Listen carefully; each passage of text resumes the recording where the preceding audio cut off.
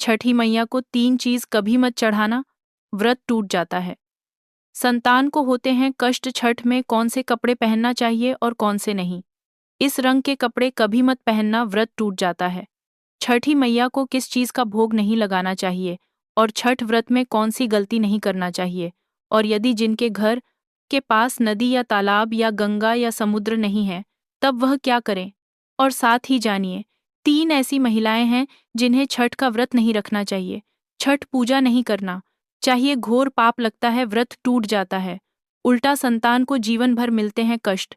और यदि आपने छठ पूजा में यह कार्य कर लिया, यह उपाय कर लिया, तो आपको दुनिया की कोई भी ताकत करोड़पति होने से रोक नहीं पाएगी।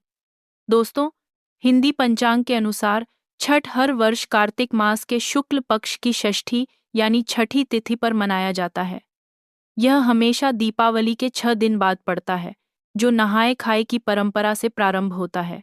यह व्रत करने वाले व्रत भारी 36 घंटे तक निर्जला व्रत रखते हैं, जिसके बाद छठी मैया की आराधना और सूर्य देव को अर्घ्य देने के बाद इस व्रत का समापन किया जाता है।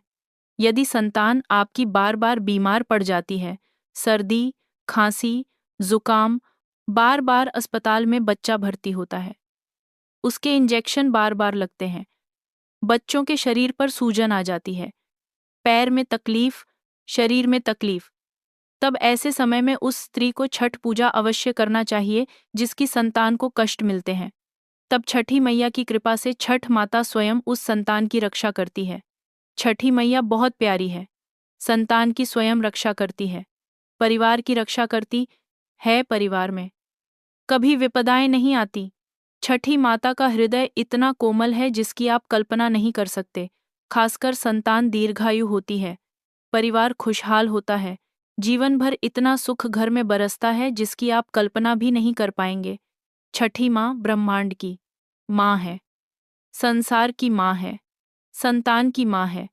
जो सच्चे दिल से एक बार छठी मैया को प्रसन्न कर लेता है, समझो उसने 7 बार पृथ्वी की परिक्रमा कर ली, गंगा स्नान कर लिया, धार्मिक यात्रा कर ली, देवताओं की परिक्रमा करना माना जाता है। छठ पूजा 2025 शुभ मुहूर्त। कार्तिक माह के शुक्ल पक्ष की षष्ठी तिथि 27 अक्टूबर 2025 को सुबह 6:04 से शुरू होगी और 28 अक्टूबर 2025 को सुबह 7:59 पर समाप्त होगी।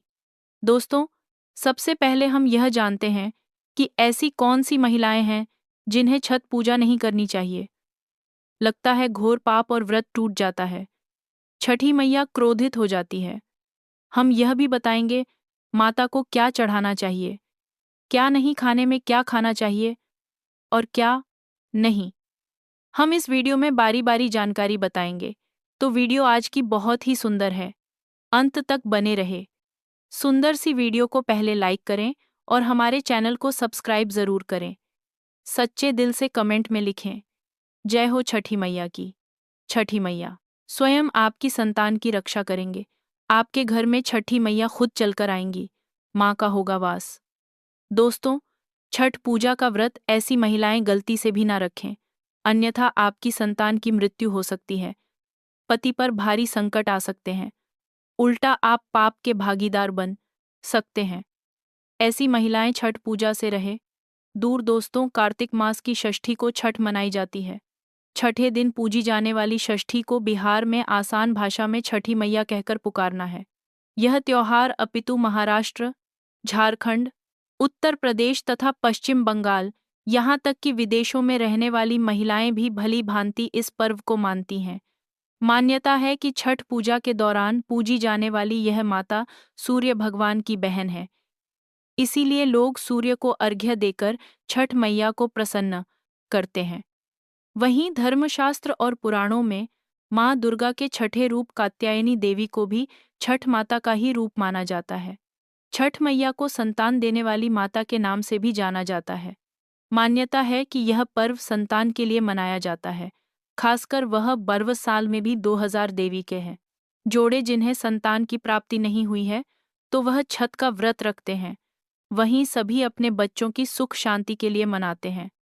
लेकिन क्या आप जानते हैं, कुछ ऐसी महिलाएं भी हैं जिन्हें छठ पूजा का व्रत गलती से भी नहीं रखना चाहिए। यह सबसे बड़ा घोर पाप माना जाता है। महिलाएं ऐसी गलती कभी ना करें, तो चलिए जानते हैं। देखिए, सबसे पहले अपनी राशि कमेंट बॉक्स में ज़रूर डाल दीजिएगा। यदि आपकी राशि के अनुसार हमारे पास कोई उपाय होगा, तो वह आकर हम आपके कमेंट के रिप्लाई में बता देंगे। और हाँ, एक लाइक ज़रूर करें। जय हो छठी मैया की। दोस्तों, शास्त्रों के अनुसार जो लोग अधूरी शादी करते हैं, वह शास्त्र का अपमान करते हैं। अधूरी शादी, जैसे कि कोर्ट मैरिज और शादी के बिना ही संतान की उत्पत्ति कर देना, सबसे बड़ा पाप है। ऐसे में छठ पूजा का व्रत ऐसे लोगों को अपनी संतान के लिए कभी नहीं रखना चाहिए, क्योंकि आपने हिंदू रीति रिवाजों के अनुसार 7 फेरे नहीं लिए हैं। और वहीं बिन शादी के जब ऐसे लोग साथ में रहते हैं, तो समाज में ऐसा रिश्ता कलंकित होता है। दोस्तों, बहुत से लोग ऐसे हैं जो भागकर शादी करते हैं और परिवार को दुखी कर देते हैं। माता पिता को समाज में कलंकित कर रहा है और परिवार को दुखी कर देते हैं। माता पिता को रुलाते हैं, परिवार को रुलाते हैं, समाज को बदनाम करते हैं।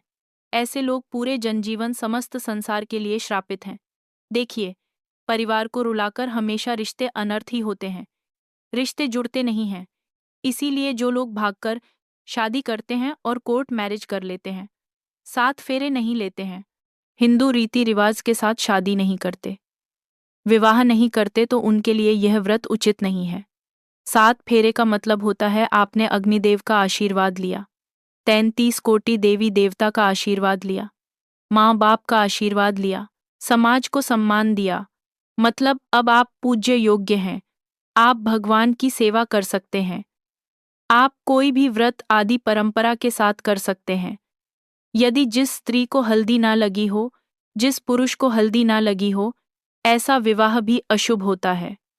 शादी में हल्दी अवश्य लगना चाहिए, तभी ही आप व्रत आदि रख सकते हैं, पूजा पाठ कर सकते हैं, किसी भी मांगलिक कार्य में आप शामिल हो सकते हैं। इसीलिए ऐसी स्त्री किसी भी धार्मिक कार्य में तभी सफल व शामिल हो सकती है जब वह अग्नि के साथ फेरे ले ले। ऐसी शादी को ही शास्त्रों में सर्वश्रेष्ठ माना जाता है। ऐसे में अगर आपकी अधूरी शादी है, तो आप छठ पूजा कभी ना करें। आपके ऐसा करने से छठी मैया का अपमान माना जाएगा और आपको पाप लग सकता है। दोस्तों, शास्त्रों के अनुसार इस व्रत को सच्चे मन से रखना चाहिए। अगर कोई महिला शौक में यानी बेमन से इस व्रत को रखती है, तो उनके पति या संतान की मृत्यु या उन पर कष्ट आ सकते हैं। सच्ची श्रद्धा के साथ छठ पूजा का व्रत रखना चाहिए। इस व्रत के सफल होने से संतान सुख की प्राप्ति होती है, संतान को कष्ट कभी नहीं आते, छठी मैया करती है। रक्षा घर परिवार होता है। खुशहाल जो लोग छठ पूजा करते हैं, तो छठी मैया उनके इर्द गिर्द, उनके घर के आसपास सदैव घूमती रहती है, उनकी रक्षा करती है, उनकी संतानों की रक्षा करती। जो बांझ महिलाएं हैं, उन्हें संतान सुख की प्राप्ति देती है, लेकिन सच्चे हृदय से ही माता को पुकारे। दोस्तों, छठ पूजा करने से सैकड़ों युगों के फल की प्राप्ति होती है, परिवार में सुख समृद्धि धन की प्राप्ति होती है। छठी ही मैया की पूजा से सभी मनोकामनाएं होती हैं। पूरी वही कुंवारी कन्याएं और पुरुष भी छठ पूजा कर सकते हैं। छठ पूजा का फल कई लाख गुना प्राप्त होता है। इससे व्यक्ति के सभी पाप खत्म हो जाते हैं और सुख समृद्धि की प्राप्ति होती है। छठ पूजा का व्रत पूरा करने से स्वयं छठी मैया आपके पूरे घर की रक्षा करती है। दोस्तों, अब यह भी जानता है और आजा स्वयं छठी मैया आपके पूरे घर की रक्षा करती है। लेते हैं कि छठ मैया को ऐसी कौन सी 3 चीजें हैं जो नहीं चढ़ानी चाहिए, भयंकर पाप लगता है। दोस्तों, नंबर 1, सूर्य भगवान को अर्घ देने के लिए तांबे का लोटा ही प्रयोग करें, लेकिन भूलकर भी चांदी, स्टील, शीशा और प्लास्टिक के बर्तन से अर्घ नहीं देना चाहिए, इससे व्रत टूट सकता है। दोस्तों, नंबर 2, व्रत के दौरान घर में कभी भी मांसाहार ना बनाएं और ना ही परिवार में किसी को खाने दें।